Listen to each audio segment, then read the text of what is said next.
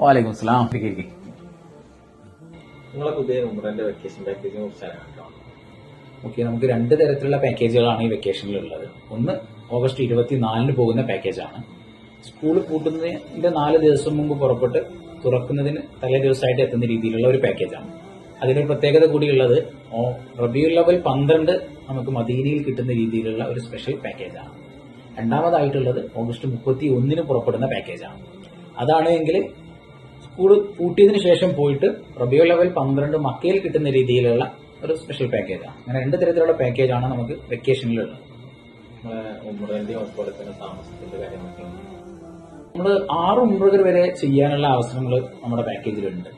4 ഉംറകൾ നമ്മുടെ company വകയാണ് provide ചെയ്യുന്നത്. ഇവിടുന്ന് നാട്ടിൽ നിന്ന് ഇറാൻ ചെയ്ത് പോയിട്ടുള്ള ഒന്നാമത്തെ ഒരു ഉംറ, അതുപോലെ രണ്ടാമതായിട്ട് നമ്മുടെ ആയിഷ പള്ളി മീക്കാത്തിൽ പോയിട്ട്, അതായത് തെൻഹീം മീക്കാത്തിൽ പോയിട്ട് ഉള്ള രണ്ടാമത്തെ ഒരു ഉംറ, മൂന്നാമതായിട്ട് നമ്മുടെ മക്കയിലെ സിയാറത്ത് കേന്ദ്രങ്ങളെല്ലാം സന്ദർശിച്ച് ജവരാന മീക്കാത്തിൽ പോയിട്ടുള്ള മൂന്നാമത്തെ ഒരു ഉംറ, നാലാമതായിട്ട് ഉദൈബിയ മീക്കാത്തിൽ പോയിട്ട് ഇറാൻ ചെയ്തിട്ടുള്ള ഉംറ. അങ്ങനെ 4 ഉംറകളും നമ്മൾ കമ്പനി ചെലവിൽ ചെയ്യുന്നുണ്ട്.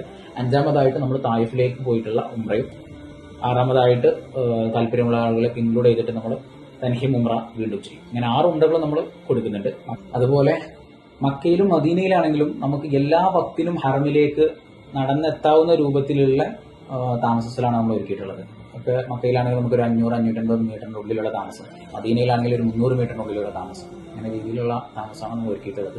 ഭക്ഷണവും കാര്യങ്ങളൊക്കെ നമ്മുടെ കേരള രീതിയിലുള്ള ഭക്ഷണവും പരിചയസമ്പന്നരായിട്ടുള്ള അമീറന്മാരുമാണ് നമ്മുടെ ബാച്ചിന്റെ പ്രത്യേകത. ഈ ബാച്ചിലെ ഏതാണ് അമീർ? ഈ 24-ാം തീയതി പുറപ്പെടുന്നതാണെങ്കിൽ നമ്മുടെ പെരിന്തൽമണ്ണയിലുള്ള ഷറഫുദ്ദീൻ തങ്ങൾ ഉസ്താദാണ് നമ്മുടെ അമീറായിട്ടുള്ളത്. 31-നാണെന്നുണ്ടെങ്കിൽ കോഴിക്കോട് ആക്കൂടുള്ള ഫസലുർ റഹ്മാൻ ഫാദിൽ ഉസ്താദാണ്.